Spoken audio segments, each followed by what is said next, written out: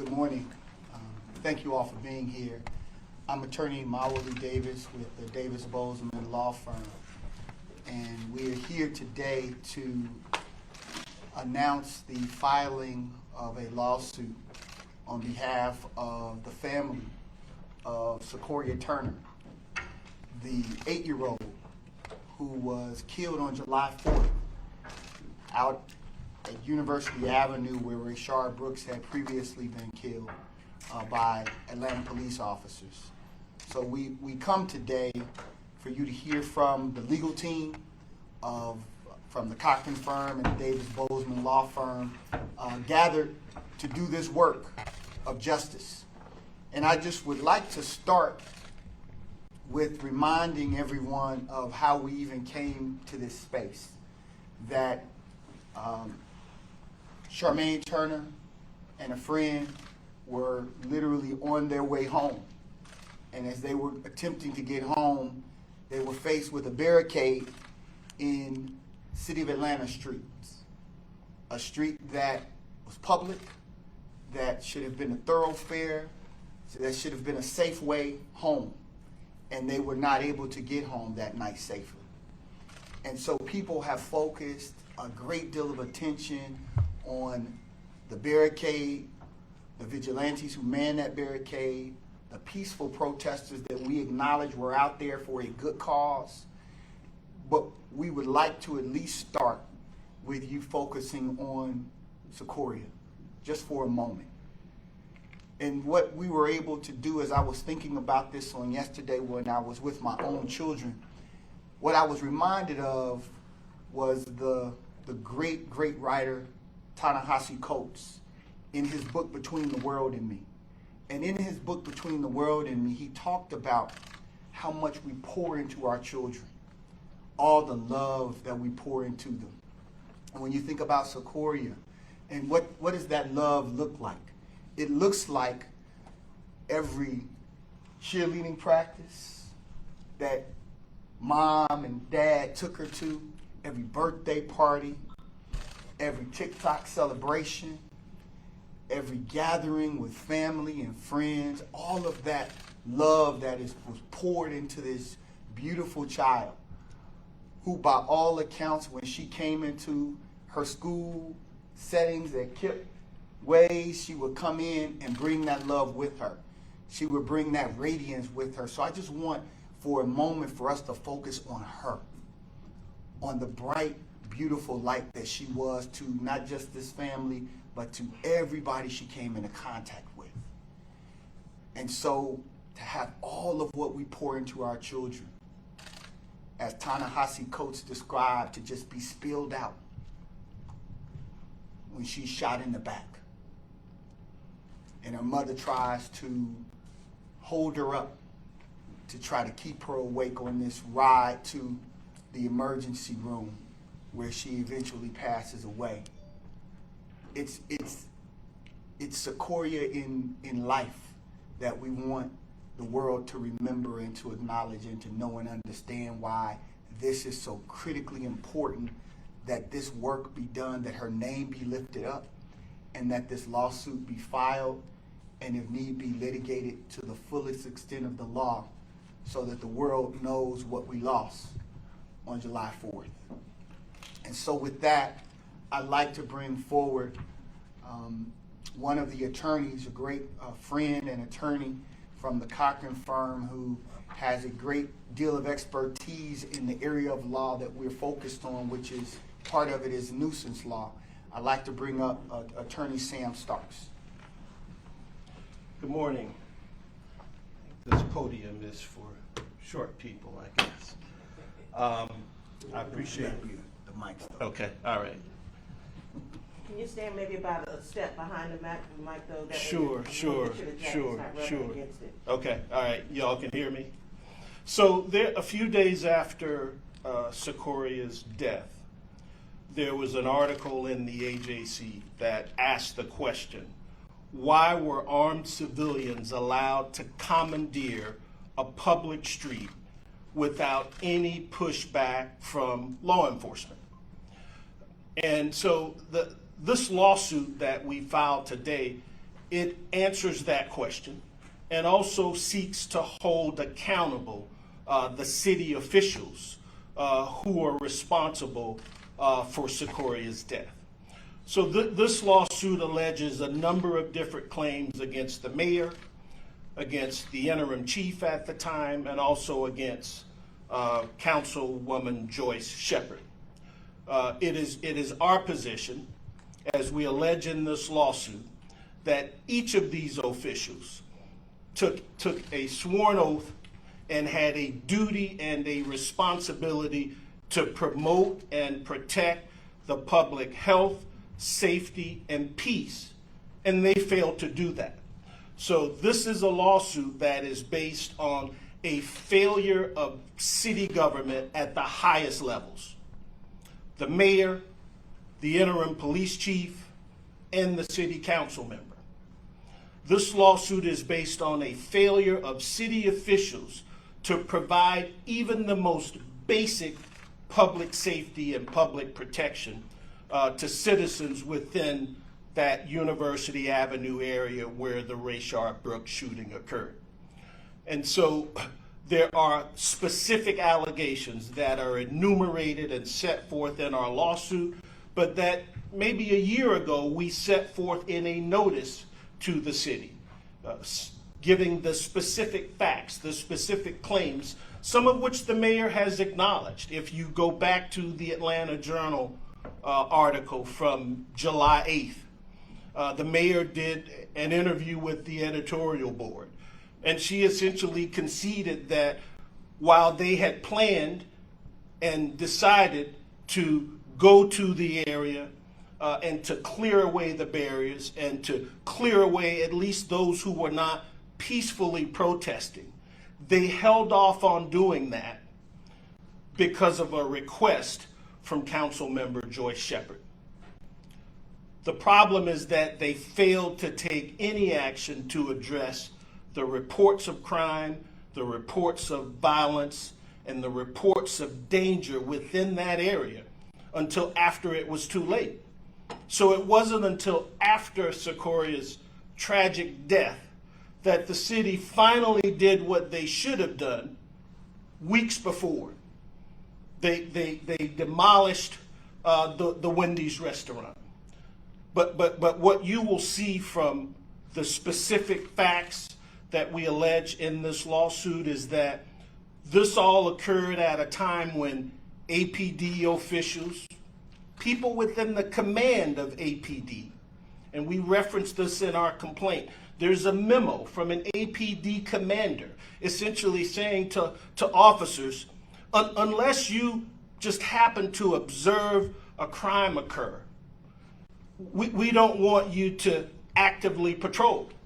And we believe that that is part of the problem and part of what led to this incident. And in this case, more specifically, we believe the evidence shows that the mayor gave specific direction to the police chief and to the police department to stand down. So that is a dereliction of duty. That is a failure to abide by the specific mandates and the terms of her oath. Protect the public health, safety, and peace of citizens. Thank you.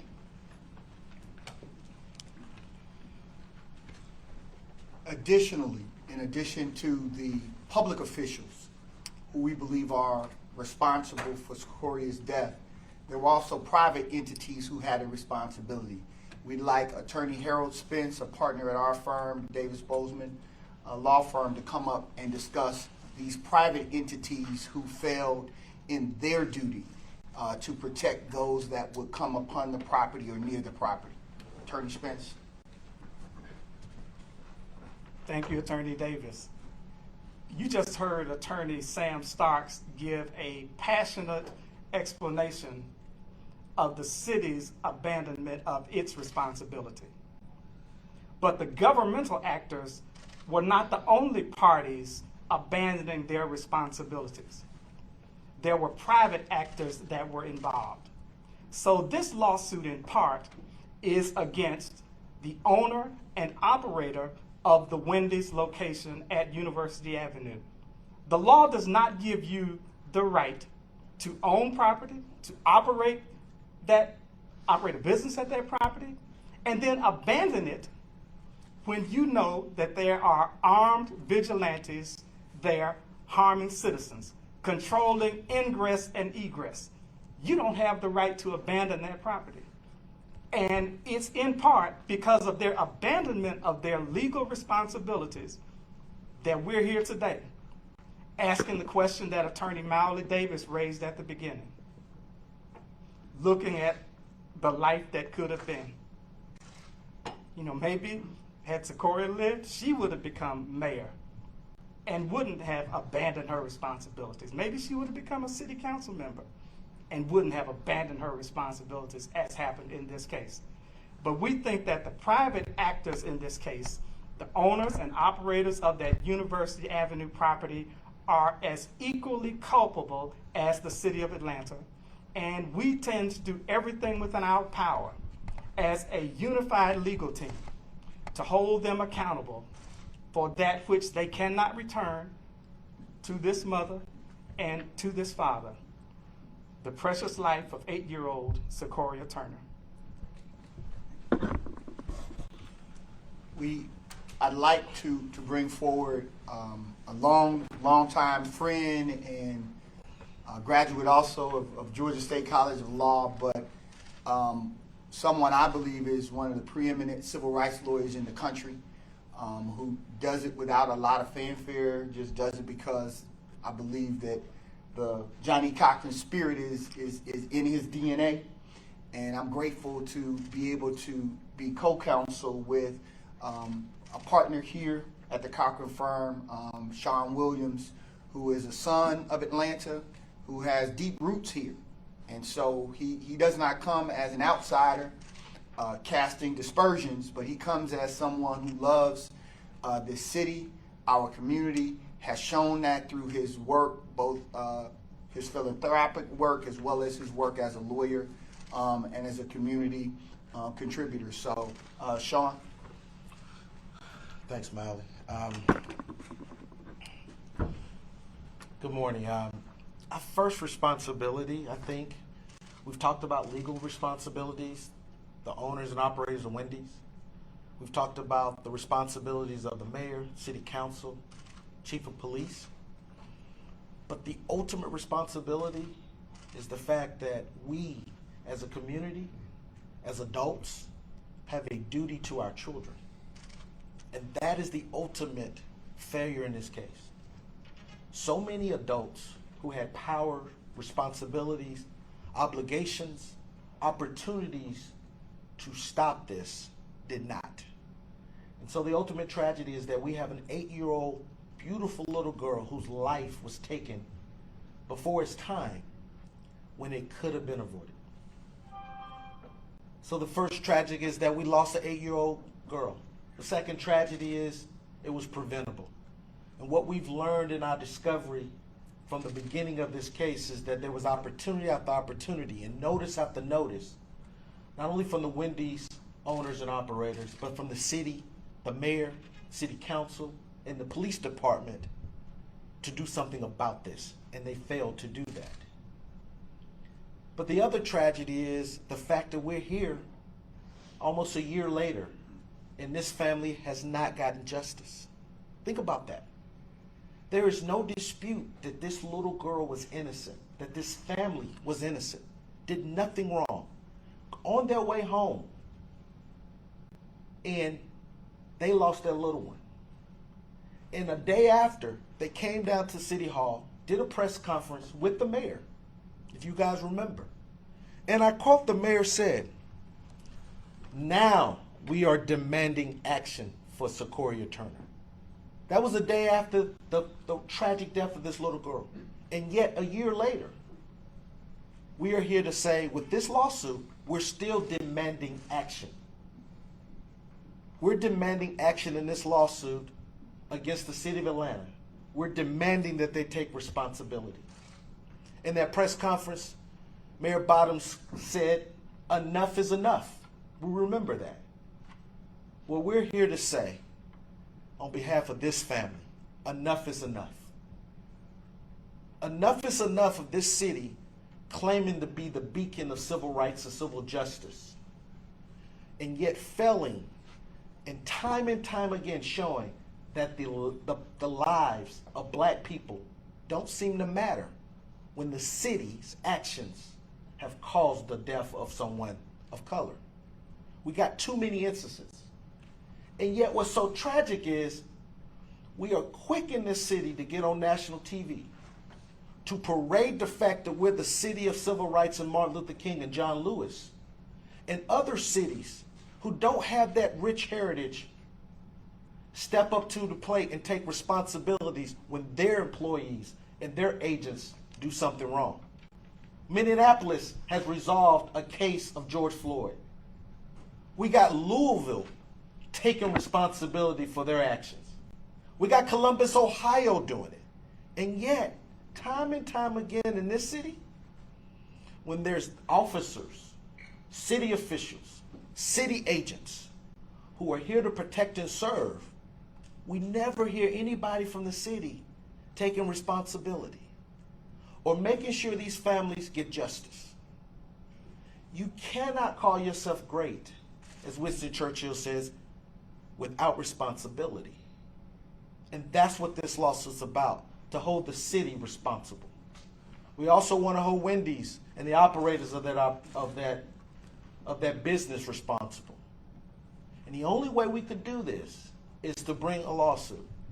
After almost a year, when this little girl did nothing wrong, this family did nothing wrong, the tragedy is the fact that we had to file this lawsuit and do this press conference instead of someone from the city or from these corporations stepping up, accepting responsibility. So we're going to hold them responsible, the Davis Bowman's law firm and the Cochran firm. We're going to use every resource, every bit of our legal power to hold them responsible, because this little girl deserved it, and this community deserved it. Thank you. At this time, I'd like to call up the parents of Secoriea Turner for a brief statements. Charmaine Turner, Secoriea Williamson.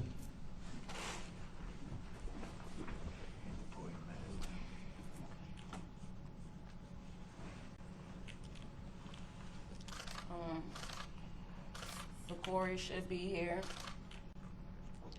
None of what we're doing will ever bring our baby back. Her life is priceless.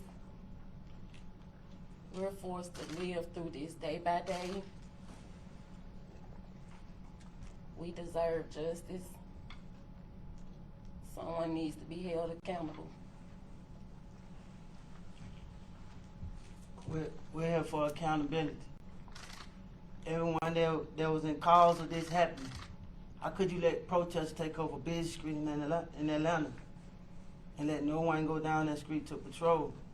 People saying that they standing for something, falling for anything. We're just here for accountability and to make sure everybody that's responsible or that is caused for her losing her life. Our child's supposed to be here a couple of days for our brother's birthday.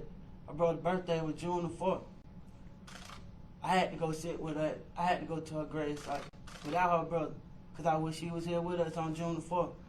My daughter should be here with us. We don't supposed to be here. In a million years, we don't expect to be here. We will answer questions. We'll also, as many of you all know, June is a special month. It's obviously Juneteenth coming. We talk about liberation and freedom. What you will see in June here in Atlanta is June will be a month of reckoning. We will, along with other civil rights attorneys, make sure that lawsuits are filed every single week of June. Civil rights lawsuits will be filed every single week in June until this city responds in a way that is commensurate with being leaders in civil rights. So there will be one next week. There'll be one the week after that. There'll be one the week after that. June will be the month of reckoning for this city. And those of us who do this work, who put our hearts into this for the families that have lost loved ones, that have been injured, that have had their lives traumatized by those that have been hired by this city or elected, they will know justice in June. So this is the first, but this will not be the last suit that will be filed with our colleagues, other civil rights attorneys who will be filing lawsuits as well. So we just want, again, this is just the beginning of what is going to be happening here in the city.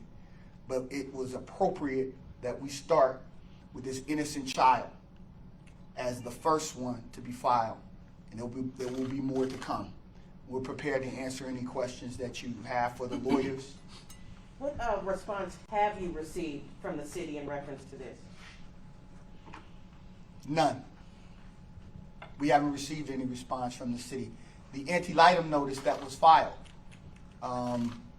we filed the anti-litem notice months ago, and Received no response on that. we received no response.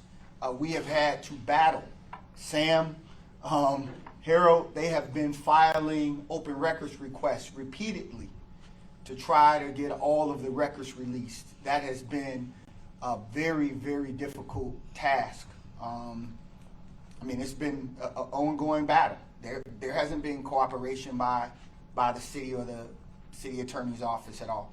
Mayor Bottoms previously responded to you all's complaints regarding allegations this case is dragging out, and she said that, well, my colleagues, these fellow attorneys, know full well that these things take time and that it's not an overnight process, and any indication that I don't care is not correct. What is your response to that?